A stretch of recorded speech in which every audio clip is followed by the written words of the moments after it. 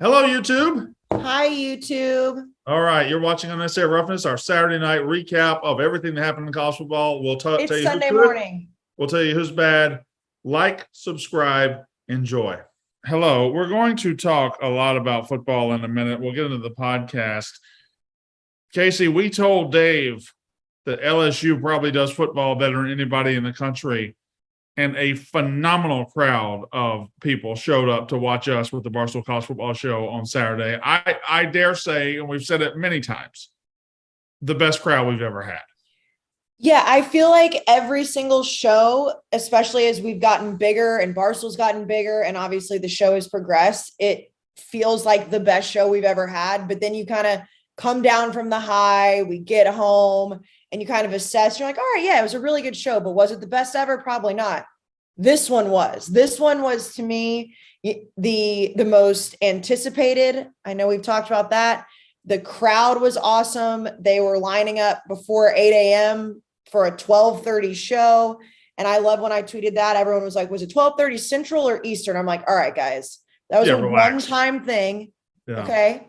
But it was great. And also what was really cool is the owner of Fred's and his wife, like they were so grateful, not just that we were there, but just the fact that like we loved being at Fred's as much as they loved having us. So in general, it was great. I also love that Dave is always like, well, Dan's been trying to tell me. It's like, Dave, everyone in college football has been trying to tell you. It's not just Dan telling you. Literally anyone who's traveled for college football says LSU's the best. It was also just really nice to be in the South. We ate good last night. It was my mama was there. We brought my mama to the show.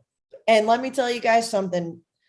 Brandon's mom talks so much shit about him. It is glorious. All right.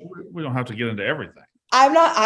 No details, but it is, I love when she'll come with like a very nice little quip on the side that I just bank back here. I'm like, oh, I can't wait to bring that one up again. We'll get to the show right now, but last night at dinner, my mom spent 15 minutes telling Kayce Smith what an ugly baby I was. And ugly was the nicest word she used. I mean, it was, in fact, like at one point I was like, I just need a picture. Like this man sounds like he was an absolute monster for 2 months. Yeah. She said for 6 weeks I was the ugliest baby that ever existed. That's what she said. She said I came from her. Hideous, heinous, I think disgusting might have been thrown out there. But no, overall, it's a great weekend. Obviously, it's midnight as we start recording this. We just got home a few hours ago. Katie is still there. It was awesome. We opened up the new Barstool Sportsbook at the LaBerge.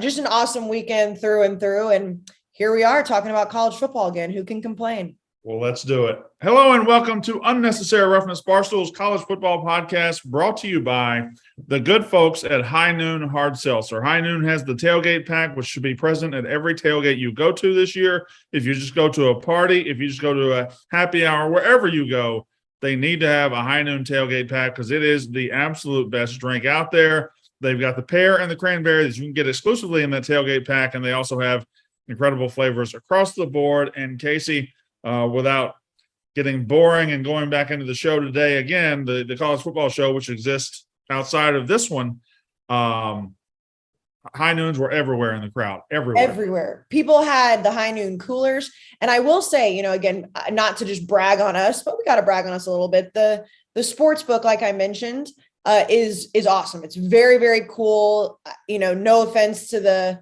people of Baton Rouge, but if you would have dropped me into that sports book and been like, where in the country are you? Baton Rouge probably wouldn't have been high on the list. It's amazing.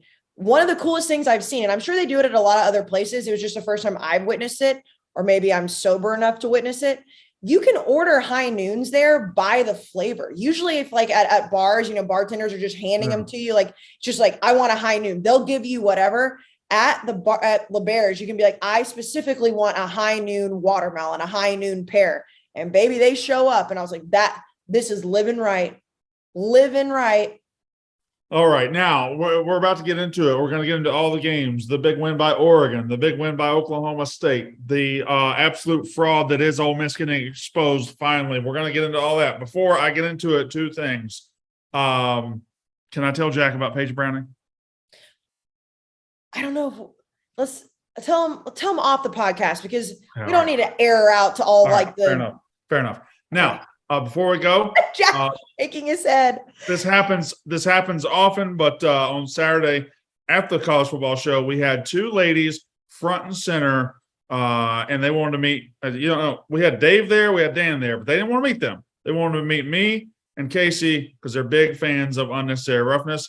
Their names were Bethany and Emily, and I want to shout out Bethany and Emily, huge roughnecks showing up to the Barstool College Football Show to support Kayce Smith and myself. And not only were they there to support us, they were front row center, which means they had been there all morning because that was a coveted spot. But you had met them before the show. They got my attention at first because they started a Kayce chant during the show, which never happens. I mean, usually it's, Dan or Dave, if even that, usually it's just school oriented chants, but I heard them even over my headset and I was like, oh, I love these two girls. And then they, stayed and we got to meet them afterwards. They were awesome. So shout out to them. Also just shout out to all there was a lot of female fans today that said they listened to the podcast that I met. It was awkward for me because Bethany did ask me for my phone number, and she did slide into my DMs later. She's trying to wreck a happy home. And then Emily also, they were both very attracted to me. They also had guys there that they called their husbands. I don't know. I think it was a front. Anyway, thanks for listening, gals. All right. You're such an idiot. Let's dive right into college football. And so often we have a ton of great games, or maybe we have one big game. Like last week, it was natural that we were going to spend 20 minutes talking about, maybe 30 minutes talking about Tennessee and Alabama. This week, you didn't have that level of gigantic win for a program, but you did have some big steps forward. And I think the biggest one probably happened out in Eugene, Oregon, which is where the number 10 Oregon Ducks played the undefeated number 9 UCLA Bruins and handled a business from start to finish. They look like the Oregon Ducks of old. They look fun, terrible uniforms, but we won't worry about that. They were doing onside kicks. They were for cancer. They were in support of cancer or against cancer? Breast cancer. And I actually thought they were pretty good, to be honest. Those uniforms were so ugly. That you could have convinced me they were in support of cancer, and I would have been like, okay, well, that's Brandon weird. Walker. That they were bad uniforms. I don't know what y'all want to say. Just because you throw some pink on a uniform, now we got to say they look good. At least make them look good. I will say that at one point, because we were at the sportsbook watching it after. Guys, what are we doing? Those were ugly uniforms. No, I know. And Rudy looked at me and he was like, "What do you think about those uniforms?" I was like, "I don't like them at all." And he was like, "I think they're pretty ugly, but I can't say that out loud because it's the breast cancer awareness uniform." And I was like, "Great calls, incredible calls. What we need to raise awareness and raise money to fight breast cancer, and we all agree with that." But just like Dabo's gritty was stupid in the offseason when he was raising money for breast cancer, these uniforms were ugly. I decided on the ride home, I'm not sparing feelings anymore tonight. I got a couple things to say about some teams and players that need to be said, and including these uniforms. Now, doesn't matter. You've never cared about sparing feelings, by the way. Oregon is a team, and Bo Nix is a player that is very similar to Oregon, the team. Bo Nix went to Auburn and had a couple of years of mediocrity mixed in with some flashes of brilliance. But mostly, people remembered him and recognized him for his mediocrity at times and not so much his flash of brilliance. Well, Oregon, the team, was thrown away, thrown in the trash when they lost 49-3 to Georgia to start the season. And people thought, oh, my God, Dan Lanning's in over his head. Bo Nix isn't going to work. We laughed at him for a week, and they've spent the next 7 weeks putting it back together. They're in the top 10. They're beating other top 10 teams, and they are absolutely right in the mix to be that one-loss candidate from the Pac-12 for the college football playoff. An absolutely incredible turnaround story for Bo Nix and for the Oregon Ducks. I feel like maybe there's a little bit of revisionist history. I don't even think, I can't speak for you, but I'm going to speak for you. I don't think any of us necessarily laughed at Oregon after the Georgia loss. I think it was more that it was like, okay, Oregon's clearly rebuilding. Georgia's just that good again. Like, I think that it was kind of like Oregon had nothing to lose. Now, if you would have told me after that game that they would be in the position they are, I would have probably said you're wrong. But I don't feel like we buried them. Maybe I didn't say it out loud. I certainly mentally checked them off as a team. I would have to worry about this year when they lost 49-3, when they looked absolutely inept, when they looked nowhere near the quality of Georgia. It elevated Georgia in everybody's mind, and to me, it de-elevated Oregon in my mind. And if I didn't say that, I'm sorry. No, but I mean, now we're halfway through the season, and Bo Nix just went out there and threw for 262 yards and 5 touchdowns. He ran for 58 yards. He is legitimately one of the top 10 best quarterbacks in America in 2022. That's a fact. Yeah, that's something that Jack was very much on board with throughout this season. Why does Jack get credit for everything? I don't feel like Jack laid it out like this. No, he never let the Bo Nix slander go without saying that he did not agree with the Bo Nix slander. That is a fact. No, yeah. I mean, I expect Bo Nix to be this? No. I thought he actually played decent against Georgia for the circumstances because he ended up throwing some boneheaded interceptions. That's his biggest thing that he stopped doing. Yeah. It's like he doesn't turn the ball over. He showed signs of this at Auburn, but he finally is putting it together. Maybe it's just the offensive coordinator I'm blanking on the name. Maybe it's the quarterback coach that got him to come. But, I mean, it's phenomenal, without a doubt. He's not turning the ball over, and that second touchdown they had, maybe the third touchdown they had in the first half, it was about a 55, 60-yard throw. He just it was just a dot. He threw it right on the money to a guy that was open by like 3 steps. It was a perfect throw. Oregon's out there with their uniforms. They're doing onside kicks. They're the fun version of Oregon again. Like, they're a fun team. Well, and this, we talked about this on the show today, which feels like a million years ago, but the Oregon at home is just a different animal. And I know there are a lot of teams you can say that about, but it is true. And on top of that, UCLA, who was undefeated with an incredible offense, not taking that away from them at all, had not been tested on the road at all. They've been playing all their home games. Big T mentioned that on the podcast as well on Thursday. So it seemed to me going into this game, which is why I took Oregon. Now, did I think they would beat them by 15, which it seems like they beat them by much more? Probably not. But I did take them and to cover the spread because everything looked like to me that this would be the spot that UCLA would have the shine fall off. That would be like, okay, Chip Kelly's done a really good job of getting them back, getting them in the conversation for the Pac-12, but are they really good enough to walk into Eugene and to walk in against a team who, despite getting their shit kicked in versus Georgia, has gotten everything right? It didn't feel that way to me. What I didn't expect to happen was for Bo Nix to have the stat line that he did. I thought he'd play well. He would have to play well to beat UCLA, but this was in a different light. If you look at this vacuum, this was a Heisman type of performance against a top 10 team that we're not going to talk about Bo Nix for the Heisman. But if there was a Heisman moment for him, this is one of those games. All right. Well, let me lay this out for you. A couple of weeks ago, we said the Big 12 might be the most fun conference in the country. And I think some injuries have taken a little bit of shine off of that one a little bit. We'll get to the Big 12 in a minute.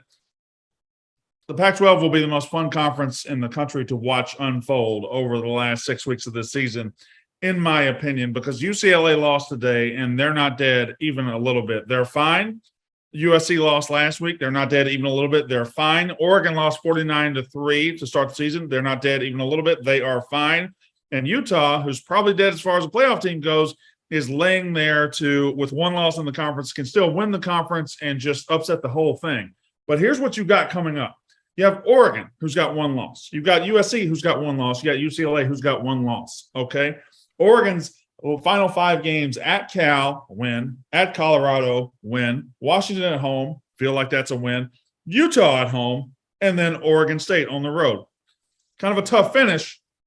USC's got at Arizona, win; Cal at home, win; Colorado at home, win; at UCLA, Notre Dame, which is a fly in the ointment as well. And UCLA has Stanford, Arizona State, Arizona, USC, and Cal. There is a 3-team race to see who's going to be the Pac-12's candidate to go to the playoff. Doesn't mean they're going, but we've got a very good situation here where we could have USC and UCLA both with one loss. They play each other. Whoever wins then plays one-loss Oregon in the championship game, and then you have a tremendous candidate for that conference. Well, the common denominator between the Pac-12 and the Big 12 is that they don't have divisions, which makes it so much more fun. Yeah. And we talked a little bit about that on Thursday, but these races, and again, it's the evolution of college football, but the reason that they're so much fun is because we don't have the rigid structure that, like, say, if Michigan and Ohio State weren't in the same division, then the Big Ten does get a little bit more interesting, because right now where we're sitting, when you look at the Big Ten, you're like, the two clear best teams in the Big Ten have to play each other. So that falls apart. So that's like, maybe that doesn't mean they're both completely out depending on what happens, but we know that it'll work itself out. It's where in the Pac-12 and the Big 12, it truly is just like, all right, everything is in front of these teams and none of them are out of the race yet. And I think that the Pac-12 is even more interesting to me than the Big 12, just because the Pac-12 since we've been doing this podcast, I'm not talking about forever, because obviously that's not true. But since we have been doing this podcast and since I've worked at Barstool, the Pac-12 has been that conference out of the Power Five that's kind of been left out of a lot of conversations, and for good reason. A lot of the best teams in the Pac-12 were just not doing anything. So we were able to just say, okay, the Pac-12 doesn't really matter. And now they not only matter, they're the most fun to pay attention to. So I love it. And also I cannot get over the fact that, like, the Battle of LA is going to be so relevant from a national standpoint again. And that still doesn't discount what Oregon could bring to the table for it too. So I'm all for it. Let's run to the Big 12. I got a couple games pulled out here in the Big 12, and we'll start in Fort Worth. And I want to kind of bring in Jack here, because Jack has championed this team, and it has paid off well for him, at least in the credibility department. But I'm about to tell him something right now. Jack, TCU's undefeated, okay? TCU's top 10. I don't buy him at all. I don't buy him even a little bit. I'm sorry. This is why I want you to talk to me about this. They can score points. This is the luckiest team in America. They have run into backup quarterback after backup quarterback. Don't make that face. I'm telling the truth. They have they ran into Kansas State's third string tonight because they hurt the first two. Let's see who Oklahoma. They hurt Gabriel. They ran into four backup quarterbacks in a row, and Spencer Sanders missed a little bit of time in that game. Like, this is a team that has absolutely benefited from some bad luck from their opponents. Tell me I'm lying. I mean, I don't know what to say. It's like, we give credit to teams if they fall behind and they find ways to win games. And then this one's like, oh, it's a fluke. It's a fluke. It's a fluke. No. They're a top 10 team. I mean, it's just like, now they're swimming in deep water now. They have earned their way. They're undefeated. So if I'm going to put them in the top 10, the top 6, then I got to start looking at other top 5 and 6 and 7 teams and saying, is TCU as good as these teams? And I just think the answer is a flat out no. Like, what do you think Clemson and TCU are that much different? Clemson's an interesting case too that we're going to get to in a minute. Clemson is not a team that really impressed me today. What about? I would say Clemson's a much more complete team than TCU, because TCU is facing these backup quarterbacks and still giving up a ton of yards and a ton of points. Yeah, but again, this is a team that fell behind tonight, didn't give up. This is a first. You're not helping your case when they're falling behind every week, and the only reason they're catching up is the quarterback goes out. This is a team that felt like they are a team that is on its first year, right? Yeah. And we're in the first year, and they are solidified within the top 10 this was week 8. Week 8 of Sonny Dykes era at TCU, they're in the top 10 with a team last year that went, 5-7 or something? Yeah. And also, they're beating big-time names. They beat Oklahoma. They crushed them. They're not beating actual Oklahoma. They're not beating actual Texas. They haven't beat Texas. They're not beating these actual teams. They're beating these teams who just, for some reason, are catching these breaks of losing their quarterback in this game. If Kansas State doesn't lose Adrian Martinez, they win that game by 3 touchdowns. I mean, maybe, possibly.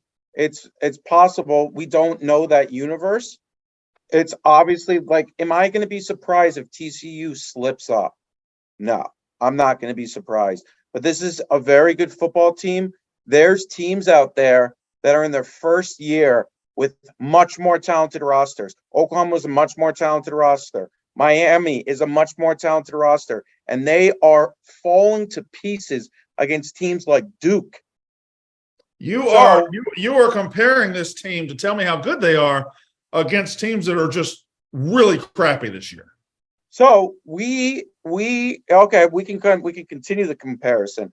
We looked at a team like Texas. Oh, Texas with Quinn Ewers. I was with you. That team's great. Yeah. TCU beat Oklahoma State last week. Yeah. This week, Oklahoma State beat Texas. Mm-hmm. So, and then also Kansas, such a great story. Was that not a good one on the road? Kansas lost their starting quarterback against TCU and then still almost won the game. They still almost won the game, but did they? They didn't. That's what this is not a great team. They are a great story, and it's good that Sonny Dykes is winning in his first year.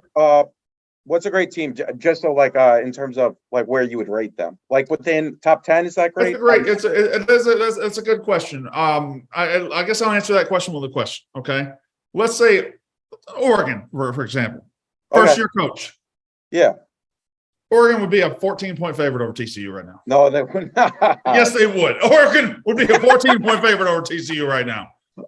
I mean, would I favor Oregon over TCU? Probably, but like, where's on a neutral side? I think it's 3 points. I don't want Oregon to play TCU because Bo Nix will die in that game because no. Okay. These quarterbacks just fall apart against. It is bizarre that it's been this many weeks in a row that it's happened. I'm not saying the concerns you're raising are wrong. I still think this is a very, very good football team, and I would have them in my top 10. And it's a very good offense. It's a very good offense. It's not a very good team. It's a very good offense. It can score. Their defense is garbage. I don't know about garbage. It could be better for sure. They against healthy quarterbacks, they're behind immediately every week. Well, it was 7-0 when Adrian Martinez left, and then the backup went up 28-10. It's not like that backup stunk. And then he got hurt. Yeah, he got hurt, but he got hurt later in the game. We'll see. I mean, they'll play. Hopefully, they will continue to play teams that are healthy. I want every team to be healthy. I don't want teams but I think this is a team that's a top 10 team. I don't think they're a top 20 team. I just listen. It's again, you are what your record says you are, and you need to be. They're 7-0, and that's all that matters. But if we're looking forward, and we're talking college football opinions, I don't buy them. I don't buy them at all. I think they're a little fake, a little fraudulent. Here's their next 5 games. Duggan's been incredible. The receivers are incredible. They can score. They're going to run into – and you brought up a team that I'm about to say right now. Here's last 5 games for 7-0 TCU. At West Virginia. Texas Tech at home. At Texas. Texas is embarrassed right now. They're hurt. If they go into that game healthy and leave that game healthy, they're going to beat the piss out of TCU. That is my opinion. Yeah, but I mean, that's what Quinn Ewers can't have all the turnovers that he did today. Obviously not, but against the TCU defense that isn't very good, I don't think you will. All I'm going to say is that Oklahoma State defense stinks, and Quinn Ewers looked lost in the second half. Yes, he did. And that's something we can get to. We're going to get to him. Sorry, Jack. Yeah, no, that's not to get bogged down too much in TCU. Well, I think here's the thing is that I've doubted TCU throughout the season. I finally decided to be on the side of TCU today, and for some of that game, I was like, well, boy, that was stupid. Clearly it was right. And it was just one of those picks where I was like, I've got to give credit where credit is due. I think that what both of you are saying, like, hear me out here. What both of you are saying can be true, because there have been a lot of years in the past where Oklahoma has been an undefeated team or a one-loss team that looks like it is the cream of the crop of the Big 12. And it deserves to be ranked in the top 10 because they have played who they have on their schedule and they've won those games. However that may look, whether it's against backup quarterbacks or not, they were winning. That's what TCU is doing. And then at the end of the season, when it comes time to play the great teams, Brandon, that you're mentioning in the college football playoff, they get exposed. So to me right now, what TCU looks like is a top 10 team because of the conference play that they have. They can't do anything more than beating the teams they have on their schedule. Would I want to see a college football playoff in 2022, 2023 with TCU in it? Probably not, because I think that semifinal will look like a lot of them have. Parity. I need y'all to get on board with me. This is not a top 10 team, okay? It's not a top 10 team. What would you need to here's see? The thing, I would love to see Texas because I think I do think Texas will beat TCU. I think that TCU's. Go ahead. I need to see him beat a healthy quarterback and not have to come from behind and give up 500 yards and 30 points to a backup quarterback. Now, here's what they got left: at West Virginia, Texas Tech, at Texas, at Baylor, Iowa State. I need to lose 3 times. 3. So Texas. 2, I feel really sure about. I feel like they're going to lose at Texas. I feel like they're going to lose at Baylor. And then at West Virginia, that's an embarrassed team. That's a desperate team. Careful. I don't know about Baylor. So let's not poo-poo TCU beating Oklahoma and Oklahoma State. Oklahama's not good. Oklahoma State wins a tremendous win. Oklahoma State wins a tremendous win. Oklahoma State ranks 12th in SP plus, 13th or 16th. I just told you the Oklahoma State win is terrific. You don't have to give me anything on Oklahoma State. That's a great win. The Oklahoma win's not great. Oklahoma ranks 19th in SP plus and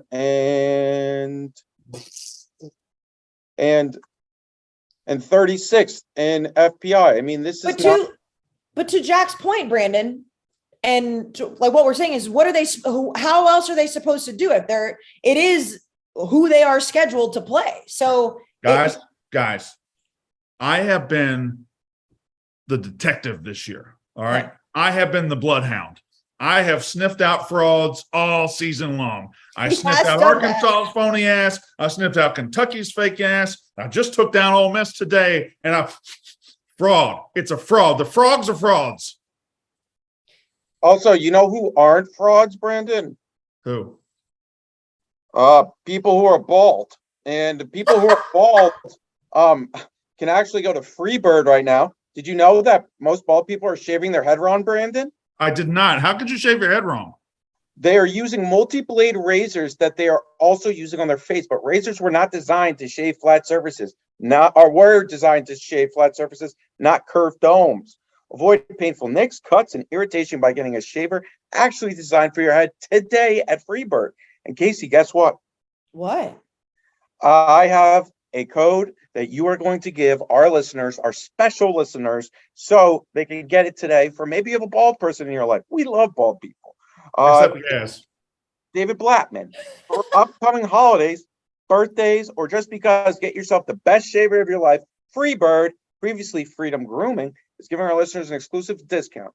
Visit myfreebird.com/Kayce for 20% off.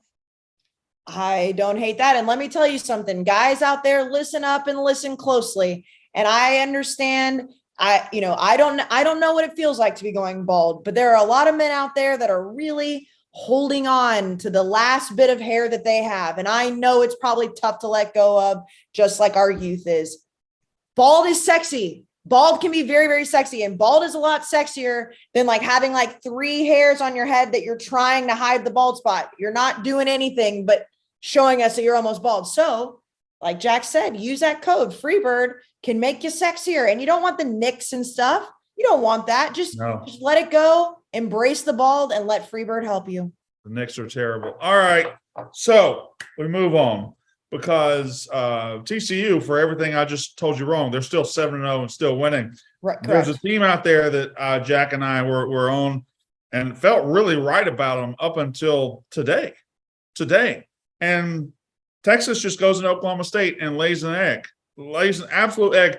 I'm going to read you Quinn Ewers' stats. And after I read the stats, I got to walk over there and turn the TV off because it turned on. Quinn Ewers today, 19 of 49. 19 of 49. 30 times he threw a pass and it was incomplete. That, in a world where you need an efficient quarterback and not making mistakes is so key, he threw 3 interceptions, bad interceptions too. Quinn Ewers was bad. However, he is still just a freshman, just saying that out loud.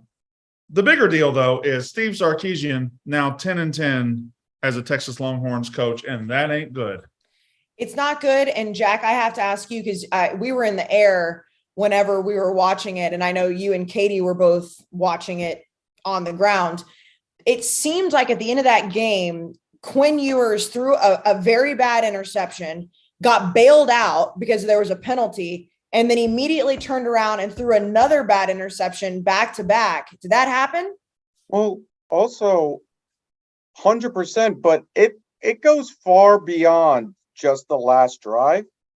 Guys, Texas in the first half, and I know you guys were in the air, and also like the show just ended. The first half, Texas looked unstoppable. Mm-hmm. Unstoppable. It's like Oklahoma State's defense looked awful. Texas was running the ball over them. Quinn Ewers looked good. And then, I don't know, just a great second half adjustment or something. And Quinn just couldn't do anything in the second half. I think they scored 2 points or 7 points in the second half. I could be wrong, but this was a team that looked like they were about to score 70 points. And then they came out in the second half and scored. Oh, I'm sorry, Kayce, I'm sorry. They scored 3 points in the second half. A whole 3. So we did see the first half because we were at the sports book. And I mean, we were sitting there saying, like, this is, again, this Oklahoma State team is just proving that fraudulent top 10 ranking or whatever Brandon was saying, a couple weeks ago. And it looked like the game was going to be 100-0. That's the way that it felt. And then to get the updates when we could in the air to see that it came down to just really bad mistakes. And I know he's just a freshman, but there was so much anticipation for Quinn Ewers. And when he got hurt against Alabama, and all of us have sat here, not just us in general, said if he wouldn't have gotten hurt against Alabama, they probably would have won that game. Just all of these different things. And it's like, you saw today against an Oklahoma State team that is obviously a good football team and they have a good defense. He still makes those mistakes because he is a freshman and there's going to take some time. But to have those 3 interceptions like that at the end of the game, and I know only 2 counted, but that's not the Texas that we thought they were even a couple weeks ago. Well, yeah, and that's fine. And Quinn's going to he's going to shoulder the blame, and people love to see him fail. They love to see Texas fail. That's fine too. Texas defense was also really, really garbage. It's a defense that hasn't been terrible this year. They go 391 yards to Spencer Sanders, and when the game was on the line, they were just – Texas was bad today. Texas was bad, and it looked like Sarkisian was turning a corner to where Texas wasn't bad. Even when they lost, you see things there that are okay. You lose a couple of weeks ago because quarterback's injured. You lose to Alabama, but now you're fully healthy, and you just stepped on your dick all day against Oklahoma State. And if I'm looking for positives from my second-year coach, I need to not see a team that's stepping on their dick, and that's just – it's like 1 step forward, 2 steps back for Texas. Really, really bad day for Texas. Now, we move to the ACC because everything I said about TCU, I'm about to repeat it, I believe. I think I wish we could pass a law right now that we move to the 12-team playoff right now because Michigan and Ohio State, I believe, or you could make a great case at the end of the year for both of them. There's 3 teams in the SEC that probably have a good chance to win a playoff game. The Pac-12 is fascinating out there. But meanwhile, the ACC is going to get Clemson in. Clemson's going to go to the playoff. They are not going to play a team the rest of the year that can beat them. And I don't know about that. Listen, Clemson beat Syracuse 27-21. But to me, I come out of this game with a much lower opinion on Clemson than I had going in. They needed the refs to help them. They had a quarterback change. This is a team. If they're one of the 4 playoff teams, then one of the semifinals is going to fucking suck because If they're playing Ohio State or Michigan or Alabama or Tennessee or Georgia, it's night. This team is not the same as those teams. And I do not want to see them in there if that's going to happen. First of all, I don't know if I think that they are going to just run the table. I can't say without certainty that they're not going to lose like South Carolina. And I know that obviously South Carolina winning tonight is not a grand gesture because of who they played. And I will get to that eventually. But I mean, South Carolina is trending upward. We know that. And we're seeing that they're clicking. Clemson today, and it was the most shocking thing. And Jack, we talked about this a lot. This has been a huge conversation surrounding this Clemson team. The fact that we've seen DJ play the way that he has over the last month to play so badly today that he got pulled. Like there was a moment when all of us, we're on the show, things are going crazy. It's like, wait a minute. Did he get hurt and we just didn't notice it? Did he get injured? Did something happen? No, he just got his ass benched. That was a shocking thing that happened for Clemson today. I got something to say about that. Okay. So DJ puts the ball on the ground, 95-yard return for Syracuse. He has a couple of interceptions. He's turning the ball over. Clemson's offense not playing well. They make the change to Cade Klubnik and whatever, they end up winning the game. After the game, Dabo was asked about the quarterback change, and he said emphatically, DJ is our quarterback. We got a real funny way of showing it, Dabo. If DJ is your quarterback, if you're going to live and die with him, moving to Cade Klubnik is a sign that you trusted him to win the game more than you trusted DJ. So if that's the case, if in that moment you trusted the freshman to win the game more than DJ, you've already told me who your quarterback actually is. You're only going to play DJ to the point where it looks like he might lose you the game, and then you're switching. Dabo, your quarterback's Cade, and you know your quarterback's Cade. DJ has had some very smooth waters this year, and he's been able to navigate it. But as soon as the waters got rough, Dabo threw out the life preserver and brought in Cade to win the game. Secondly, the biggest life preserver was the fact that those officials on that field had no interest in seeing Syracuse win that game. The 3rd and 25, Clemson's about to give the ball back to Syracuse. Klubnik runs towards the sidelines, gets hit maybe a hair late, and they throw a flag and reward Clemson with a bullshit first down. There's a couple of roughing the passer penalties. There's a pass interference on the final drive. Those officials had no interest in seeing Syracuse beat Clemson. And again, I come out of this game thinking Clemson, having a lower opinion of Clemson than I had going in. Jack, what do you think? No. So the thing here is, if you look at how Clemson's offense played, it wasn't that bad. It reflects a score, it reflects a box score of a dominant win. But they continuously found ways to fuck up. And I think DJ, for some reason, got the grunt of it. Maybe it was to try to just motivate maybe change something up on the sideline. Obviously, it worked. Who knows if he would have won the game. That being said, they fumbled the ball. That 14-point swing's massive. If they don't fumble the ball on the 1-yard line there, they may even find a way to cover the game. And from that perspective. So it is weird, though, that what Dabo said, but I am with you. This past week, I even said on the show on Thursday, I'm slowly getting away from Clemson Island. I'm getting off the island, man. Yeah. I'm getting a flight out, and hopefully they slip up so we don't have another 1 versus 4 matchup. That's just ugh.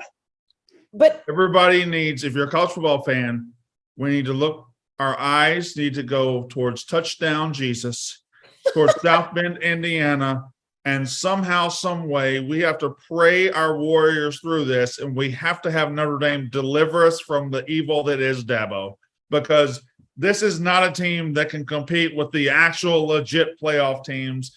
I know it. You know it. They know it. Notre Dame, please, I'm on my knees. I am repenting. Please save us. Deliver us from this evil. No, that it's the Hail Marys. That's what the Catholics do, Brandon. You got to ask how many Hail Marys for that to happen. I don't know how religions work, but anyway. But I will say, so, Jack, I know you mentioned earlier when I said this about TCU, but like parity to me is not allowing Clemson to be in it just because they look like they should be in it. Like, I don't want Clemson in it right now because I want to see somebody else at least give it a shot. What I was dead wrong about what I thought DJ was going to do. I know you said you were taking a flight off the island on Thursday. I was like, this is the game that he can make everybody shut up. If he goes in there and finally they can say, okay, DJ is not the guy that he was last year. Boy, was I wrong. But one of the things that we haven't talked about yet that does need to be talked about is this elite Clemson defense. And they are elite. Don't get me wrong. They were allowing Syracuse to move the ball sometimes, not the whole game, sometimes almost at will. And that last drive by Syracuse, because even though they had the call go the opposite way that it probably should have, Garrett Schrader threw that interception at the very end of the game, but they were moving the ball still. And that was, to me, the bigger indication of what this Clemson team looks like, because it's like, all right, they benched DJ. I was wrong about that. I thought they were going to cover the spread with ease, whatever. Let's see what Cade can do. But it wasn't like it was an offensive letdown, like you said, Jack. They still put up the numbers. The defense couldn't stop Syracuse at times either. And that's credit to Syracuse for being a better team, I think, than a lot of people thought they were. But how was that happening? That needs to be said. Syracuse started off 6-0, and I didn't buy them, and they went on the road and gave Clemson everything they wanted. So shout out to Syracuse. They're a solid football team. I don't think they're a great football team, but they're a very solid football team and played like it today. So kudos to them. Jack, anything? No? Yeah. No. I think we covered Clemson. I will say Clemson's defense only allowed 290 yards. But there were moments where Syracuse could move them. I mean, at the end of the game, an elite defense doesn't allow it to get into a position where they're. Garrett Schrader, God bless him, competitor, warrior, can't throw a lick. Just can't throw. That last interception was like it looked like somebody who was just tired of playing quarterback and wanted to go get a drink of water, because he was just like, here, Clemson. Game's over. No, and they got to him a lot. I mean, there was definitely a lot of times he was on his ass behind the line of scrimmage. I'm not saying that Clemson's defense played horribly. I'm just saying that it wasn't like it was just a DJ offense problem today for Clemson, because Syracuse's offense kept them in the game as well. Now, last game I pulled out here. There comes a time in a man's life where he just has to stare in the camera and say, I told you so. And Ole Miss fans, I know you hate listen. I know you can't stand the fact that I'm where I'm at, and you can't stand the fact that I get to tell people exactly the truth about you guys, how the Grove is overrated, how you're assholes, how you cheat. Now I'm looking dead in the camera again and saying, guess what? You guys were phony, frauds, and fake. And you were the fakest team in America. And the fact that there are voters out there that fell for this team and voted them number 7 in the country. Number 7 in the country. They're not even a good football team. I think they're a bad football team. They barely beat Auburn. They barely beat Tulsa. They barely beat Vanderbilt. They trailed Vanderbilt at the half. Now they get to LSU. They're up 17-3. Life is good. And LSU drops their tiger nutsack all over Ole Miss for about 45 minutes. Suck that tiger bitch dick. Did I get it right? You said what Dave said. Yeah. You know why you did that? It's because you've been repeating what Dave said on the show. No, I did it on purpose. Oh, okay. I was like, you've Dave brained yourself, because we were making fun of Dave for so long today. At the college football show today, Dave just kept saying that phrase over and over. He would go, suck that tiger bitch, dick. I was like, oh, Dave, you're not getting it right. And he just kept going going. But we just let him do it. It was like, nobody corrected him, because he was like, you know what? This isn't even worth correcting because it's so funny. But Katie, I wanted to ask you, because you actually went into the game. So obviously you were around the atmosphere. Like early on from watching it, like Ole Miss just seemed like they had quieted that stadium. Did it feel like at any point, like from the LSU fans you were around, that like they felt like it was over? Because it did look like it could be a bloodbath at some point.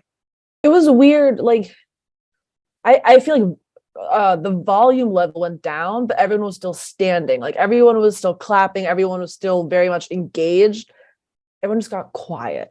The Ole Miss section did not. Well, Of course not. Brandon's let me having say this, predictions. because if I'm going to spend all the time saying somebody's fake and phony and all that, another thing that was fake and phony was the negative opinion we had about LSU this year when they lost to Florida State. Then when they got their ass kicked to Tennessee, we thought, oh my goodness, well, Brian Kelly's this, Brian Kelly that. This is a 6-2 team. This is a team that has beaten Mississippi State, who's not bad, who's beaten Ole Miss now. This is a team that has gone to Florida and won. They're 6-2, and they're very, very, very much in the mix in the SEC. Control their own destiny. They only have one loss, and they got Alabama coming in after a bye week. This is a good football team, and Tiger Stadium is going to be rocking in 2 weeks. I think it's 2 weeks when Alabama comes in. And Jaden Daniels, for all the hate he got when they lost to Florida State, he is a very, very difficult guy to contain, to guard. You'll think you'll have him, and there he's 40 yards down the field. LSU is good. Well, and you mentioned they have 2 losses. And again, everybody that's listening to this, I'm sure, is well aware of what that first one was. One of the craziest, most fun games we've had all year. And if something literally bounces a different way against Florida State, LSU wins that game. So yes, obviously the Tennessee game, they got their asses kicked. Tennessee is a very, very, very good football team. But the loss to Florida State, we made fun of because of Brian Kelly and everything that was surrounding him. But in reality, like that was just a crazy ass week 1 solo game that I don't really take into consideration anymore when I look at this LSU team. But for Ole Miss to have the second half that they did, it was disgusting. They're not good. They're not good. But it was just like, their defense sucks. Their offense sucks. Lane Kiffin is ugly, and I just they're not. Katie, boy, I was fighting with it was just him and Blattman because you want to have this discussion. You want to have this discussion? Because then I got to the airport and I had Rudy and Jack McCarthy on my side, and I was like, I wish Katie was here. I said Lane Kiffin is hot, which I know you texted me as well. Brandon thought I had said that like the troll living under the bridge in New York City was hot. I'm an ugly man. Okay. I understand that. I've been ugly my whole life. Lane Kiffin is not a hot dude. He's not hot. If Lane Kiffin worked at Home Depot and you went in there and you needed a saw, you wouldn't ask him where the saws were. He is not hot. Okay. Katie, you got my back. And I feel like he's not hot. He's 100% too. Katie, thank you. I think he's hot. Like Marcus Freeman's overrated. I think Lane Kiffin. Look how much face Lane Kiffin has. He's just got face falling out of face. He's not a good-looking guy. Mike Leach is a not good-looking guy. He's the perfect Southern-looking dad, DILF energy. He's not even Southern. I'm not saying that he's Southern, but he has the aura. He coaches Ole Miss. Also, guys don't know what girls find hot. Oh, I know what hot is. I know what hot is. No, I don't think we do. You wouldn't know if it smacked you in the face. I know what hot is. Do y'all know what? Do y'all know what a hot girl is? Of course you do. Well, it's much different. You think a girl think guys have a very this is crazy. Lane Kiffin is ugly. No, Brandon, you're the only one saying you and David Blattman. Okay, and Rudy brought up a great point. Rudy was like, if girls want to say that guys are hot that we don't think are hot, I'm going to roll with it because they clearly see something and that means I'm even hotter. Here's the thing. You just don't get it that if a hot girl walks up to you, it's because she's got a nice body. She's got big boobs. She might not even have a nice face, but you're going to say she's hot because she's got big boobs. That's not how we're seeing this. We don't see it that way. There are, I bet you, Bethany and Emily and Paige and all the roughneck ladies out there are looking at their computer and they're looking at their iPad. They're looking at their phone saying, what are these broads talking about? Brandon, you're so wrong because do you not remember that before he got to Ole Miss, that people were talking about Lane when he got a divorce being the Bachelor? They were literally talking about Lane Kiffin being the next Bachelor. There is nobody on the planet. I don't remember that at all. I don't remember that at all. Well, it happened. Lane Kiffin wasn't never going to be the Bachelor. Well, okay? Of course he wasn't going to be. They were saying we should make that happen. Anyway. You're so wrong. You're crazy. You're wrong. You're wrong. And I'm not going to say who. I'm not going to say any names. There was somebody that you and I talked about directly today, a girl that you said from far away you did not think was attractive at all. And then you saw how nice her body was and she was hot. You can't do that. It's true. I saw that girl from 50 yards away, and I thought, oh, I don't know that she's attractive. And she walked by me, and I'm like, whoa. And you said it was because she had a nice body, which is fine. That's just not how we're seeing attractive men. We should move on from this because now we're getting. If Lane Kiffin worked at KFC, you'd go to Popeyes. Okay, well, I would never go to KFC in the first place. So it's the charisma But that's the thing. Him being the Ole Miss head coach makes him hot. Him no, being it doesn't. 20. It shouldn't. I'm sorry. Mike Leach isn't hot because he's Mississippi State coach. He's not a Arkansas. Sam Pittman ain't hot. But Lane Kiffin and Mike Leach are not on the same stratosphere of like attractiveness level. Also, Mike Leach is like 60. Moving on. Lane Kiffin's like 45. And hot. DILF territory. Yeah, Katie, go off. Jack said it too. Brandon, you're on an island. I'm on this island. I'm tell you Lane what would Kiffin's make- on a hot island. And I would tell you what would make Lane Kiffin hotter. When he's the Auburn coach next year? Yeah, and you know what? It's going to hold his 12 cards from all the money that he's going to get paid by Auburn. Ridge Wallet. Ridge Wallet. It holds up to 12 cards plus room for cash. There's over 30 colors and styles, including carbon fiber and Brandon's favorite, burnt titanium. That sounds delicious. I love the Ridge Wallet. They have, these wallets can be bulky. Nobody wants to be sitting on a bulky wallet all day. I've seen these Ridge wallets. They're very thin, but they hold so many things. There's one right there in Katie's hand. She carries the Ridge Wallet. It is truly a marvel of modern engineering. It's great. Yes. And also, Jack, you've mentioned it earlier when we talked about the other products. The holiday seasons are coming up, and I'm telling you, they're like across the board, buying somebody a nice wallet is always a great gift because usually people need new wallets. This is one of those where you can get, there's so many different colors, so many different options, and it stays super sleek. Nobody's going to be upset if you buy them a Ridge Wallet. I can promise you that. That is a Kayce Smith guarantee. No one will be upset with that gift. Where can they get a Ridge Wallet? And Ridge Wallet, it's made with RFID blocking technology that protects you from digital pickpocketers. So I want you to go today to ridge.com, and you will also see they have a new key case to help organize your keys. Secures anywhere from 2 to 6 keys. There's 6 colors and styles, including carbon fiber and burnt titanium. That's right. Go to ridge.com today and use the special code for Roughnecks. You are for 10% off your order. That's right. You are. The letters U are. I wish we could do a poll on unnecessary roughness and just have the women vote because I would win. You could do 4 options. Be like, if we have another comparison, be like men, women. I did that for favorite colors. It works. All right. Oh man, I can't believe we got Ole Miss is a fraud. Have I said that yet? No. They're going to go 7-5, 8-4. They might not win again, and they're going to be the elixir that A&M needs. By the way, we're going to get to A&M in a minute. Now I'm going to say those are all the games I pulled out. I'm going to get through the good. I have 4 goods right now. Are you ready? Yes, you are.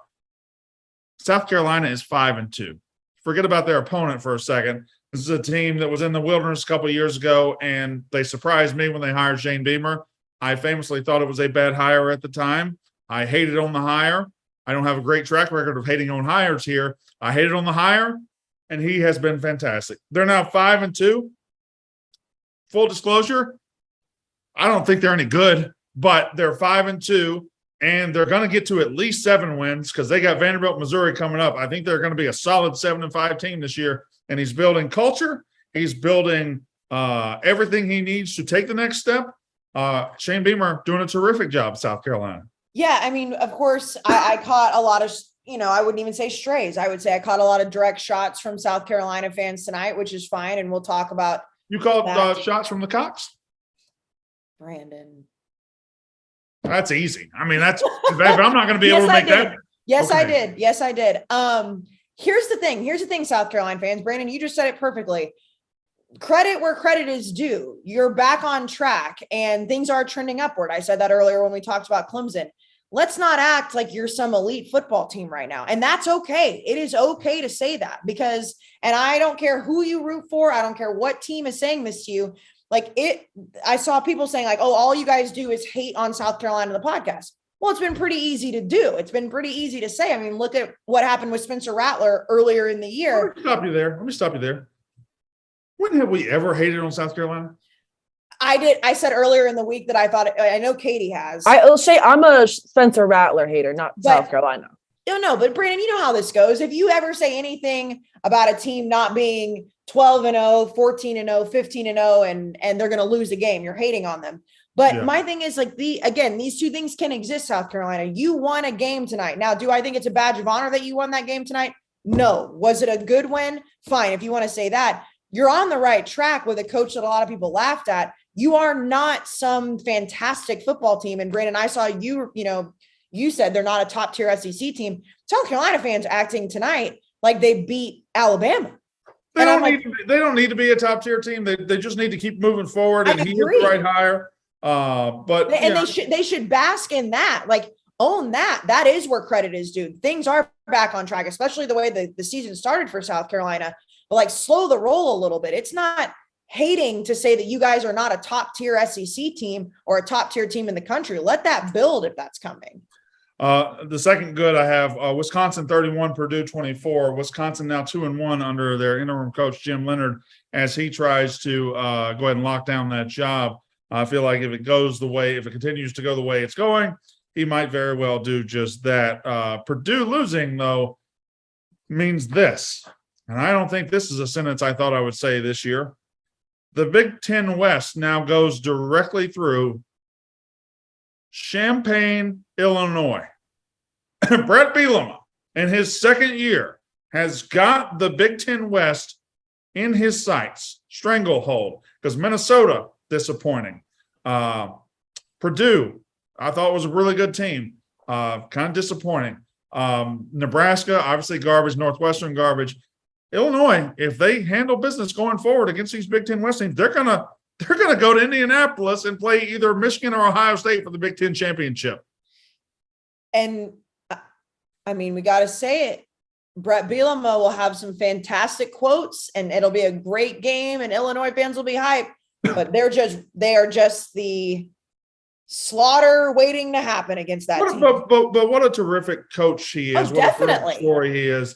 I mean, I love Coach Bielema. I think he's awesome. He walked into Illinois, and that's not a job that anybody was just rushing to take. And he went and he put in his style of play, and he's got one of the best running backs in the country. His offensive line's good, and the Big Ten West is bad, but he's right in shape now. Wake Forest is a team. This is another good. Wake Forest is a team that's just kind of laying there, kind of forgotten. They're probably they might go 11-1. They're going to go 11-1. And Sam Hartman, he had the health things. I don't think people mention him right now when they mention the best quarterbacks in the country for 2022. Talk about your Bo Nixes and your Hendon Hookers. Hartman had 313 yards, 5 touchdowns today. He continues to be one of the very best quarterbacks in the country. And Wake Forest, they beat the hell out of Boston College, who's terrible. Wake Forest is a team that nobody talks about, and they're probably going to finish in the top 10. Yeah, no. And by the way, I just realized that my chair is halfway broken. So if I fall down, just know that my chair is breaking. It's a shame that you're pregnant, because under normal circumstances, that would be hysterical. I moved and I heard like the chair, like the squeak on the floor. And I looked down and it's like, it's on its regardless. Yes. If you were not pregnant, I'd be rooting for you to fall, but you are pregnant. And I just wanted it on record that if I do fall out of the camera, to be alarmed, because I am pregnant. But besides the point, what were we talking about again? Oh, don't worry about it. Let's it was Wake Forest and how nobody's talking about them. It's probably because they don't have enough fans to tell you to talk about them. Like, we don't hear in their mentions. Like, when was the last time you had a Wake Forest fan? There's so many teams that are just flashing this year and get up in that top 10 range, and so I mean, Wake Forest is just right there. I mean, they're right there. They are. It's Katie said, the fans aren't in our mentions and stuff, which obviously doesn't speak to the actual fan base, because we know Twitter is like its tiny little world. Yeah, but that Wake Forest is far and away the smallest university in Power 5. I think their enrollment's like 3,800 or something like that, 4,000. It's tiny. And it's smaller than some high schools in Texas. A lot of high schools in Texas, a lot. But I also think that it's just like, when you look at that conference right now, Like, yes, they're taking care of business, but they're still that, the Clemson shine on it. And, again, if I'm going to back up my parity argument, I'm telling you, this chair is a problem. That, Wake Forest would be a team I'd like to see win that conference. But I don't think it's going to happen, but you're right. I think it's not a sexy name. It's not a brand name when you talk about college football. So that's probably why nobody's talking about it, but they're handling business. And I mean, Dave said it on the show today, like that was his lock of the week. And he's taking those things really seriously because he just keeps winning them. So congrats to Wake. Now we move to the bad. I'll go first, then you can go because we both got to get in the batter's box for this. Brandon, you can save mine because mine will come back up later. All right. Yours was going to come back up later for me too, but I guess I'll let you have it. We can both have it. Why not? Pile it on. So the Mike Leach era has been very interesting, and it's been a very clear line in the sand where Mike Leach at Mississippi State can get us good enough to beat mediocre and average teams and maybe even some above average teams.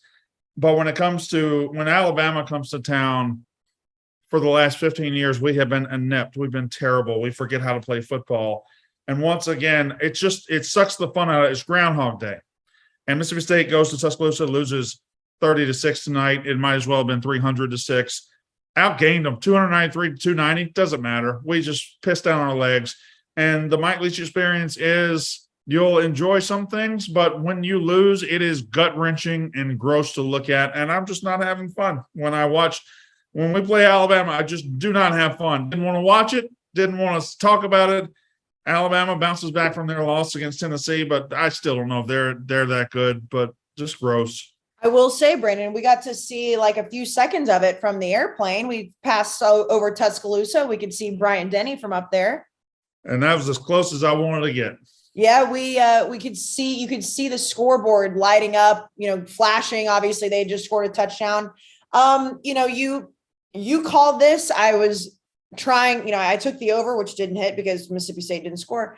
We scored. Well, throughout the whole game. We scored. It's hard to hit an over when it's like 0 for majority of the game. But I don't know what it is with Alabama and Mississippi State. The same thing happened last year, and I know we've talked about it. But this Alabama team still has those issues that they had, what we saw last week. And yes, they bounce back. Mississippi State's a good team. Mississippi State has a good, Will Rogers is still a very good quarterback. But there's something with that Alabama-Mississippi State water that just makes it, and you call it every single year. It's just there's something in the water for that game that Alabama's just going to slap you in the face. Right with their big elephant dick, just right across the face. Now let's move to the other Maroon team. $95 million. No, I got to talk about it for a second. You can have it in a minute. I won't talk about it long. $95 million for Jimbo to go 3-4 in a year. Preseason top 10. He's losing to the South Carolinas of the world. He's got a couple of years on Shane Beamer at his current place, and Shane Beamer is ahead of where Jimbo is now with a number 1 recruiting class. That is gross. We'll put a pin in that, and you can circle back to it in a minute. Speaking of first-year coaches, earlier Jack was talking about Sonny Dykes and sucking his dick and saying how great he is, and he is. He's been fantastic. You got to look at Miami and look at a first-year coach that is going the opposite way. I don't know how good Miami should be. I don't know how awesome Miami should be. I don't know how great their talent is. I do know if you are at the University of Miami, you do not need to be getting blown out by the Duke Blue Devils. Ugh. By a Duke team that's already lost to Georgia Tech, by a Duke team that just has had moments this year. Carolina's good, Katie. I don't know why you pointed at yourself. Like, Carolina's good. Duke has had moments this year where they looked okay, but if I'm in my first year at Miami and I'm building something, I can't get blown out to Duke. It just makes me think that Mario Cristobal, who is a good coach, a very good coach, and a program builder, I think he might have to tear this whole thing down before he rebuilds it. It's horrible.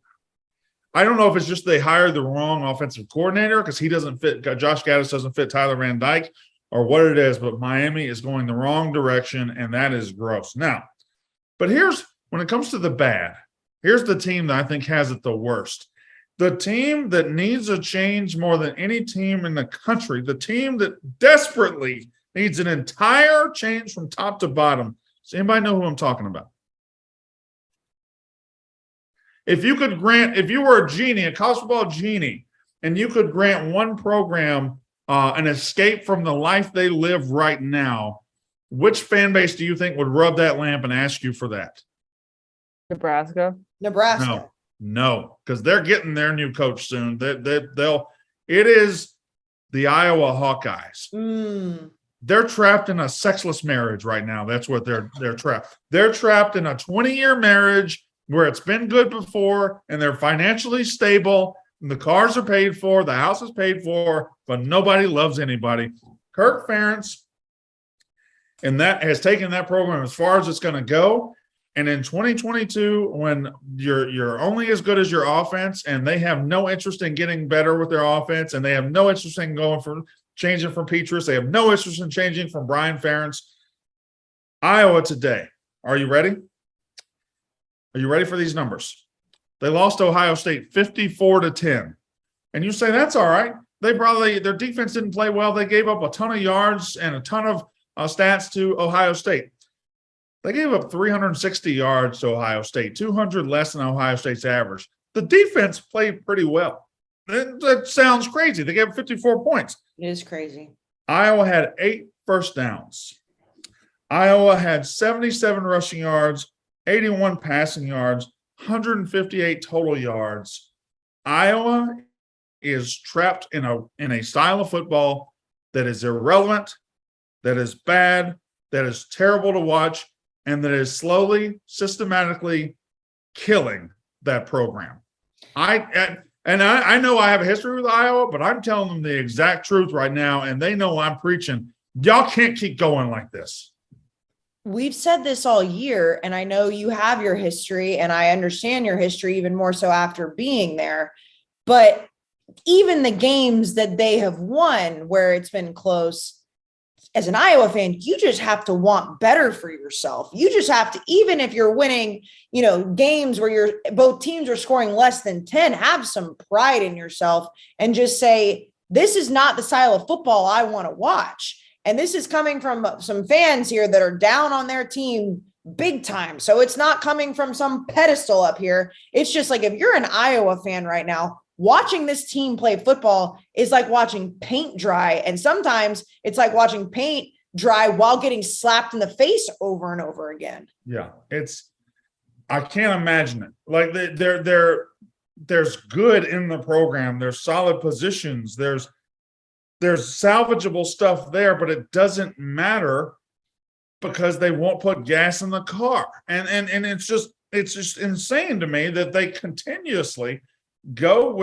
forward with what they're trying to do, even though it just doesn't matter at all. Their defense did not play bad against Ohio State, but because their offense was so inept, so terrible, they gave up 54 points. I mean, it's unbelievable. And Iowa deserves better. And I'm not even talking about firing Brian Ferentz. I think it's time the Kirk Ferentz era winds to a close at Iowa. That's my opinion. I'm an outsider. You guys hate me, but I'm telling you the truth. I'm looking at you and saying, girl, you can do better. You can do better. You can do better. Now that's what I got for the bad. So we're going to get to the won the weekend, lost the weekend, and the shit list in just a second. But Jack, do you have anybody else to tell us about? Yes. There's actually a lot of people that were bad today, and you didn't mention them. That's every person that bought a ticket today to a college football game not using the Game Time app. That's right. Hell yeah, Jack. The Game Time app is the exclusive ticketing partner of Barstool Sports, created by fans for fans. Game Time is a new ticketing app that makes it easier than ever to score last-minute deals on tickets to sports, concert, and shows, and they guarantee the lowest price. We've been using Game Time all year, and I've been to a few Mets games. Brandon, you've been to Yankee game. Kayce, you've been to a Justin Bieber concert. We've had tons of Barstool fans using it too, hitting us up on social about the great deals they're getting. And a lucky fan in the crowd today got sent to the game at LSU via And Game they were Time, right? nice seats. I was 2 rows off. We turned around halfway through. The guy who won the wing eating competition was in the row behind us, like on the field. Yeah, and if you watch our streams right now, the Yankees fans are at Yankees games. That's due to Game Time. You've got so many. Ben Mintz went to LSU today. Went to a Pelicans game the other day because of Game Time. I don't know why Ben Mintz gets so much Game Time. Whatever. But anyway, Game Time is the place to get last-minute tickets at the right price. We get it, and we're able to show it off, but this can happen for anybody. You wake up the day of the game, you want the lowest guaranteed price. Game Time is the app you need downloaded on your phone so you can get it. And when you download it, you're going to go to the account tab to create a login and redeem the code that was made for our listeners, RUFF, for $20 off your first purchase. That's right. Download Game Time, last-minute tickets, lowest price, guaranteed. In the ACC, University of Virginia 16, Georgia Tech 9 from the other day, right? Number 5, Clemson 27, Syracuse 21. We talked about that one at length. The Duke Blue Devils 45, Miami 21 in a game that has to have the locals just going crazy down there. I can't see them getting much of a crowd the rest of the season. Wake Forest, number 13 in the country, beats Boston College, the eternally disappointing Boston College Eagles, 43-15. And Louisville beats Pitt 24-10. There's your ACC scores. We move to the Big 12. If we haven't talked about the game, I want to talk about this a little bit. I'll circle back to them. Baylor 35, Kansas 23. Texas Tech destroys West Virginia 48-10 as Joey McGuire continues to build that program. Oklahoma State, number 11, beats Texas 41-34, and TCU, number 8 in the country, beats Kansas State. Back to Baylor and Kansas. It does appear the Kansas dream ride is probably over. Oh, I would say it doesn't appear, it just is over. Doesn't mean it wasn't incredible, and it doesn't mean the 5 wins they have isn't a gigantic improvement from where they were. I don't know if they're going to win another game. They lost by 12 today. They're not getting blown out. They just the fact they're not getting blown out is still a big step from where they were. The Kansas first 6 weeks of the season will always have that moment. And now we'll see how Lance Leipold lands this plane, and if he's done enough to go somewhere else, or if he's indeed going to be back in Kansas to continue building next year. Well, and also it is a step in the right direction if you're no longer like the butt of the joke, and it's still Kansas, so it still is kind of there inherently. But like when Texas lost to them last year, that's all. I mean, people still bring that up. Like Kansas is not that team this year, where if you lose to them, that you're made fun of. In the Big Ten, Rutgers comes from behind to beat Indiana 24-17. The Wisconsin Badgers 35, Purdue Boilermakers 24, Maryland 31-24 winners over Northwestern, and Penn State 45-17 winners over Minnesota, and the aforementioned Ohio State 54-10 over Iowa. You got teams like Michigan State taking the week off as they set up their big clash next week. In the Pac-12, two more major conferences. Currently, 12 minutes, 41 seconds to go. Washington is up on Cal, 21-14. Oregon, number 10 team in the country, beats UCLA from the ranks of the unbeaten, 45-30. Stanford, 15. Arizona State, 14. Oregon State, 42. Colorado Buffaloes, 9. That Colorado win last week seemed like it was forever ago, but they did at least get one. In the SEC, Tennessee, 65-24 winners over UT Martin, 65 points. LSU 45-20 over Ole Miss. Mizzou 17-14 over Vanderbilt. Alabama 30, Mississippi State 6, and South Carolina 30, Texas A&M 24. Kayce Smith, get your mind right for a second. You can get back to Jimbo in a minute. Who won the weekend? I'm having such a hard time focusing on who won the weekend because of how just you had to finish with that game. Anyways, I am going to say, and I'll make this one quick because I think it's a normal answer, but also probably not an answer a lot of people would say. I think Ohio State is just one of those teams. I know you mentioned Iowa and you mentioned how bad it looks, but Ohio State to me just continues to absolutely roll. They had the bye week last week and everybody talked about Hendon Hooker for good reasons. Everyone talked about Bryce Young for good reasons. When you looked at the Heisman Trophy race, when you look at what Ohio State is doing, and Iowa is terrible, but they are just gut punching everybody. CJ Stroud looks incredible. The offense is great. The defense is playing well. And I know they didn't have to play very well today, but Ohio State is just quietly because it's so, they're beating teams so badly and so handily that it's quiet. We don't talk about it because we don't have to. They're doing it week in and week out, and they are proving why they deserve to be in that number one overall spot. When we talk about who should be number one, it's very clearly Ohio State to me right now.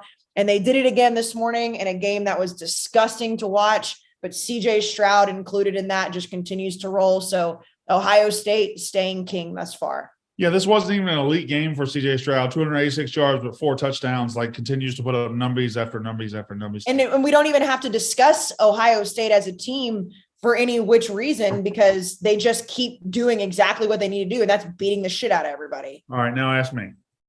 Brandon Walker, who won the weekend? It has to be the Oregon Ducks. Again, left for dead a couple of weeks ago when Georgia beat them, but we weren't really fair with Oregon at that point. First game under a new quarterback, first game under a new coach, and a crowning achievement for Georgia. They were in Atlanta on the heels of their first national title in 40 years. Nobody was going to that building and beating Georgia that day. They lost 49-3, and Oregon still the season could have gone one way or another, and it went the other as they got up. They're marching through the Pac-12 right now. Bo Nix looks like a changed man out there. He looks like one of the best quarterbacks in the country. Dan Lanning, for somebody whose career got off to such a bad start in that one-game scenario, absolutely looks like a fantastic coach for them. They look like they're having fun. Oregon Ducks, with the big win, they won the weekend, in my opinion. Jack Mack, who won the weekend? Bo Nix, national TV, shows out. He's the first guy since Matt Leohnard. This is a stat Katie sent us. First guy since Matt Leohnard in the Pac-12, throw for 5 touchdowns, 0 interceptions against a top 10 team. Matt Leohnard did it against Oklahoma in 2004. I believe that was a national championship game. And so, Bo Nix, he showed up and he showed out. Credit to him. Before I get to Katie, I'm going to have one miniature loss the weekend. It is Jack McGuire, who has been producing the show for 3 years and still doesn't know how to frame a shot. Jack, we've got your head's barely in the you're like Ziggy right now. No, Ziggy, who is it? Who is it that just holds? You're like Wilson from Home Improvement. There we go. We're framed a little bit better now. You remember Wilson? This guy? I remember a Home Improvement. Yeah, that was a funny show. That was a good show. It was good. All right. Hot bitches on that show too. Katie stats. I'm gonna do Baton Rouge and LSU as a whole. I think the show was awesome. Fred's was awesome. I think everyone across the board, even you and Kayce, even you guys knew coming in, but it was proven right. Insane. Also, I told this I met Brian Kelly's daughter. I told her every single girl is just hot, dressed up. LSU is the hottest girls, but also Brian Kelly for upsetting Ole Miss and getting back on track and looking great. They didn't upset Ole Miss.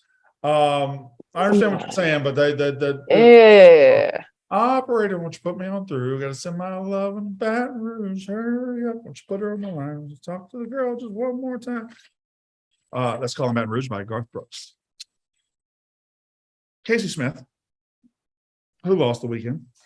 I understand what Dabo said, and I believe that DJ is the quarterback, but I would say in a microcosm type of situation that I believe DJ Uiagalelei lost the weekend because he was in a situation where a lot of people doubted him after the season they had last year. They still had 10 wins. He was getting it right. We talked all about his confidence. It was very clear when you watch the broadcast that he was saying it in, the meetings with the broadcast teams.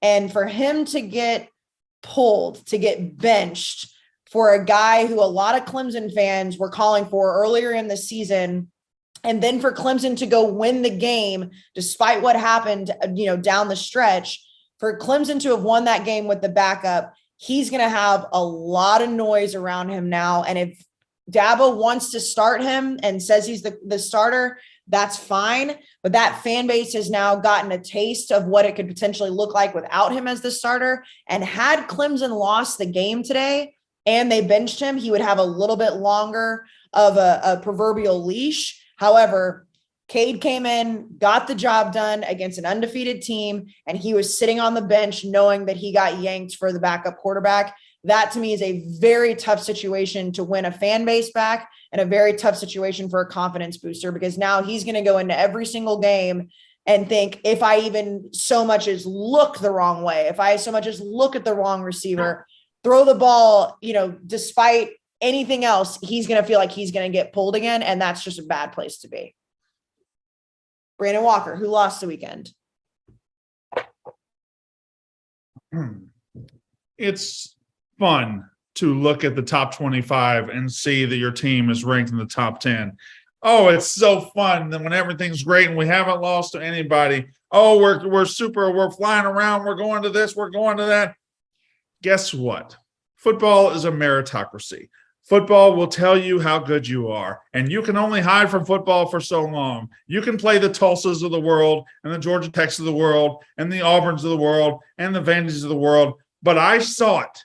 I saw it, and you think I saw it because I hate you. No, I saw it because I know, because I see things. Ole Miss, you phony, fake frauds, everything about your university, the way you tell people the Grove is awesome, the way that you act like Lane Kiffin's the best coach ever, the way that you act like you were a top 10 team, fake, phony frauds, okay? And you walked into Baton Rouge and not only got beat, but got your asses handed to you. Went out to a 17-3 lead. Oh, we're yelling hotty toddy. Oh, my goodness. All the bow ties are spinning. And then reality set in, didn't it? Reality set in. You're not a good team. And next week, you're going to A&M. They're going to beat you. Then you play Alabama and Arkansas, and they're going to beat you. And then Daddy's coming, okay? And we'll talk soon. Ole Miss, you lost the weekend. And don't shake your head. I know. We're all shaking our heads. No. You have shaken your head. Notice Don't I do didn't it. say anything. Don't do it. Can you let me have this? Stop. Notice I didn't say anything about A&M this weekend because I thought they were going to lose. Every time I've told you A&M is going to win this year, they've won. You're going to win next week. You said App State. You did say App State. Yes, you did. Yes, no, you were that was. I don't think I had a strong opinion. After the App State. No. You would have be like, Brandon, no, you'll be fine. No. That's bullshit. Katie, that's bullshit. And you, no. Jack agreed to us too. No, you guys lost. You guys lost to App State, and then I said, I swear to God, I'll quit. I'll quit the whole show. Brandon, listen to me. We all remember this because you gave me the pep talk. No. I promise. That was just no. I gave you the speech after App State. Brandon, when we were going into week 2, listen to me. I mean, he's wrong. No, he legitimately. I remember we had a debate about it, and then he teased you about it, and then afterwards he was like, "It's App State, you'll be fine." Yeah, he was like, "You'll be fine." What are you talking about? I was like, "Did you see the offense this week against Sam Houston State?" So is he just done with the podcast now? Yeah, no, let's continue on. All right. There we go. He's back. Unbelievable that y'all are trying to besmirch my name. I have told you. Brandon, I have given you. I've given you multiple. Listen to me. You're getting mad that I'm telling you you're going to win a football game. I'm not mad at you. I'm not mad at you. Listen, you have been right. Yes. But I mean, we while you were gone, for the second that you were gone, we remembered the exact conversation. So it's okay. Guys, he was right about all the SEC games. He's been right about all the SEC games. Those are the ones that count at the end of the day. Okay. So anyways, first of all, I would also like on record that I do not think the Grove is overrated. Go ahead, wrong. Brandon. You're wrong. Okay. Well, the Grove is the most overrated piece of shit in college football, and I'm telling y'all that. Y'all can believe me, okay? What's his name? Jack Mack. Who lost the weekend? Quickly, Mario Cristobal. You already talked about it.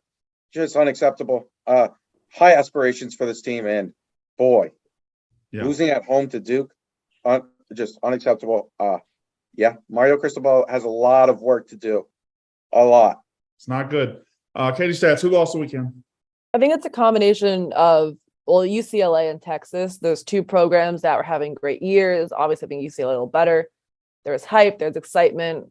I think both teams just had a huge reality check this year. Like, nope, this is not the year. I disagree wholeheartedly on UCLA. They lost a game, but this could still be the year. They're much. What's their path to win the Pac-12? Beat USC, and then win the Pac-12 championship game. It's easy. Easy. If they didn't do That's easy. No, the path is easy. The path leading up to it, but beating USC and beating Oregon. I'm not saying the actual act of beating USC is easy. Oh, I'm saying yes. their path is crystal clear. Yes, that is true. Ifs and buts, yes, but even for emphasis on Texas then. But I still think UCLA had a huge wake-up call today. All right. Well, wake up call, not season ending. Wake up call. That's fine. Shit list, Kayce Smith. I mean, we all know where I'm going to go with this. No reason to spend a whole bunch of time. I don't even like having to do this. I don't even like having to talk about A&M and the good. But let me just lay out a little stat for you folks. And it's not even a stat. Let me just lay out a fact. Okay, Brandon, you ready for this fact? Mm-hmm. The preseason top 10 Texas A&M Aggies, the number 1 overall recruiting class Texas A&M Aggies, who are coached by Jimbo Fisher, who is making $95 million guaranteed. And it's become such a joke that even the broadcast booth tonight was saying, well, why would Jimbo feel any pressure? They can't buy him out. Every single accolade that you could potentially give Texas A&M, in order for them to make a bowl game in the year of 2022, the year of our Lord, 2022, they have to win 3 of their last 5 games to make a bowl. Yep. They have to play Ole Miss, Florida, at Auburn, UMass. All right, so there's 1, and then LSU. Now, let me just sit here and reiterate that one more time. We'll give UMass that. They still have to win 2 more. Now, you say they're going to beat Ole Miss. They are. Fine. Florida, Auburn, LSU. Now, I know that on paper, you're like, all right, Auburn sucks this year. Florida's not as good as we thought they were. LSU is a problem.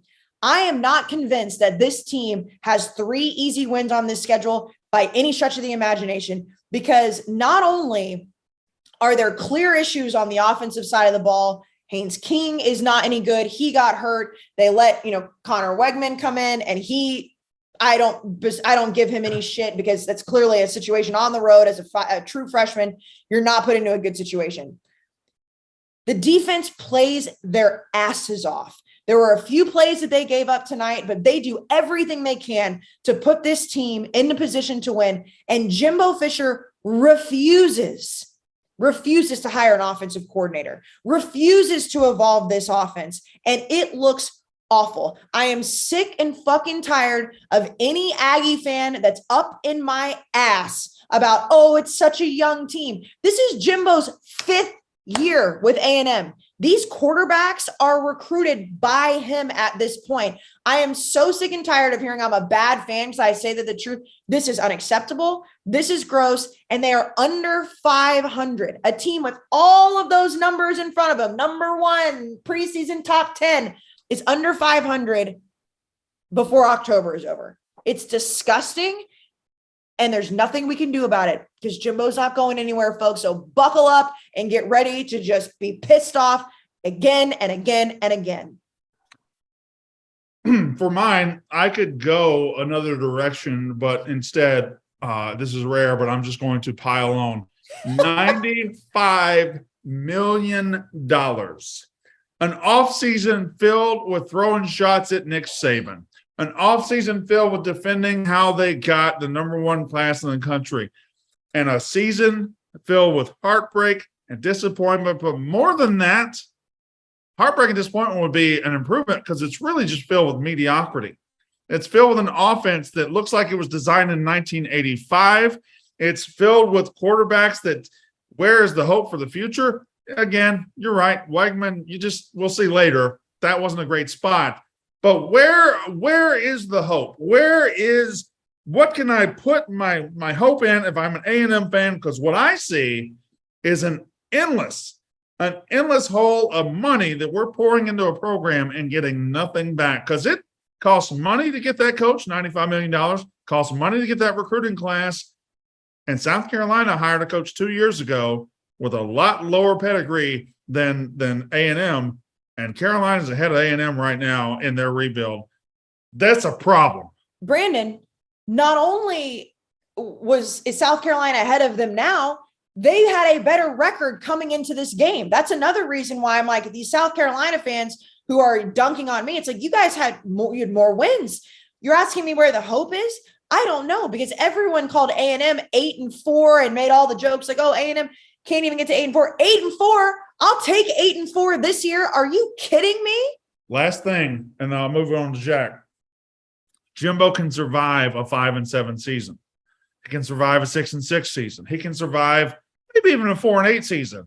But what he can't survive is half or more of that number one recruiting class leaving in the transfer portal. In an era where it's easier to leave than ever, what have you shown those players? What have you given those players? What reason have you given them to continue being Texas A&M Aggies? Because they can go back on the market this offseason, get the same money you paid them last year. If Jimbo doesn't hold this together, if he doesn't hold that class together, Jimbo Fisher is F-U-C-T fucked. But he's still going to get paid. That's the issue here. It's one of the worst contracts I've ever seen. And I know we need to get off this. At the end of the day, here's how it lays out.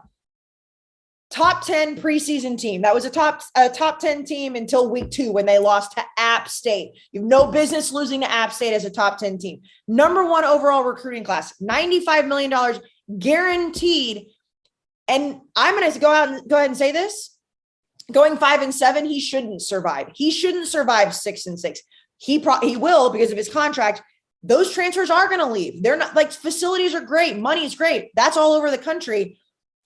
There has got to be some old Ags down there. There's got to be some oil money that's not going to sit here and be okay with it. The issue is they're going to be okay with it for long enough until guess who fucking marches in to the SEC?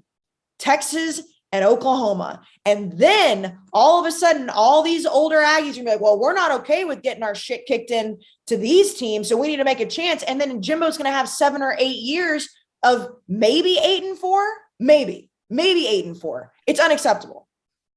Jack, shit list. Not to pile on the Aggies, but I mean, Fuck. I tweeted out from the Unnecessary Roughness account, like, oh, this is probably why we haven't seen Connor Wegman yet. And Jesus Christ, man. The emotional responses, there were quarterbacks from the past quote tweeting it that I'd never heard of in my life. I'll find them real quick, but I'll just finish my shit list.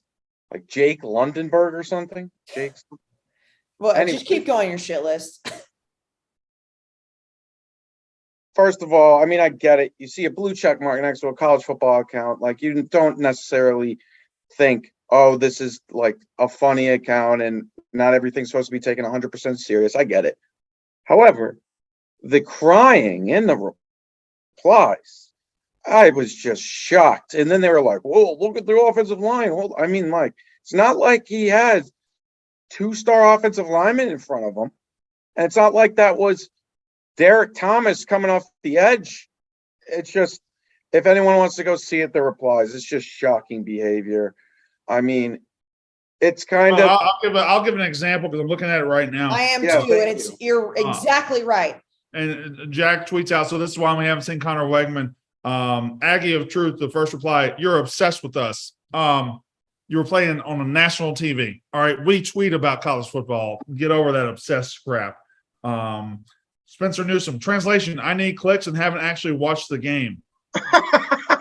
Jake Hubenak is who you're talking about, former Aggie quarterback, who wasn't good either. Tell me you know nothing about football without telling me you know nothing about football. Guys, Jake Hubenak, and you weren't good either. if you're going to make excuse after excuse after excuse after excuse, no fucking wonder this coach is taking your asses for $95 million. Katie, do you have a shit list? I'm assuming Katie's not going to pile on, so let me just close the book on this. No. I wanted to pile on so bad. Katie, are you going to pile on? No, I have something You else. motherfucker. It would have been great to pile on because then like you want to talk like a shit list that's unanimous about A&M that I led the charge on. This is the replies that you just had. First of all, you're right. A lot of those people don't realize like what the account is. I also saw it was like, oh, it's probably an angry Kayce. It's like, well, no, again, I don't have the password, but all the people making excuses are the problem. This is the problem. It is okay, regardless of who your team is, regardless of who you root for, it is okay to speak about your team in a realistic, sometimes realistically negative light. And that's what you just have to do. You have to do it. I mean, the main account, Jack, and I don't know if it was you or not, tweeted out the Floyd Mayweather quote. It was me. Fantastic tweet, by the way, talking about like legal bank robbery. Like we can sit back and say that's what it feels like Jimbo is doing. And Connor was not good tonight. It was a bad spot. It's okay to just call it how it is. And that doesn't mean people aren't watching football. Like that is quickly gone far up on my list of insults that people throw on social media when they don't have something else intelligent to say. Well, tell me you don't watch football without telling me you don't watch football. No, we're watching football and we're seeing it be bad, or we're seeing it be good, or we're seeing it be XYZ. We're watching it just like you are. Our opinion is different. Yeah, by the way, Jake Hubenek, I watched football, saw you play it, and you weren't good. Don't be mean. Yeah, he was bad. Last thing, and I'm going to give it to Katie. A&M's ineptitude was on full display the last two plays. They had 2 tries to Hail Mary and couldn't even get it to the end zone once. He threw it. He threw it. He was at the 50. He threw it to the 10 the first try. The second try, they had 5 blockers, couldn't block 3, and he didn't get the ball off. A&M couldn't execute one of the simpler base plays in football with 5-star talent and an offensive coach. That's where they are. Katie, who's your shit list? My shit list, the reason A&M is not on it is because for me, it's like a pity. Like I feel bad for Aggie fans. So like you have all this stuff. Like I feel bad. Like, why is it not working? My shit list is me. I think I owe Bo Nix an apology. Like I still remember the Auburn him, and I need to get that out of my head because the Oregon him is not bad at all. Like Jack said earlier. So shit list is for me. Bo Nix, you're a good quarterback. You're a great Oregon quarterback. Yeah, he's been good. Very good, Katie. Thank you very much. And I think Katie has the record on this podcast for putting herself on the shit list more than anybody. Self-aware, self-effacing. Yeah. I do before other people can. I'm going to say every other shit list, Katie's putting herself on for a take that was wrong. Or Gene Chizik. Or Gene Chizik, yes.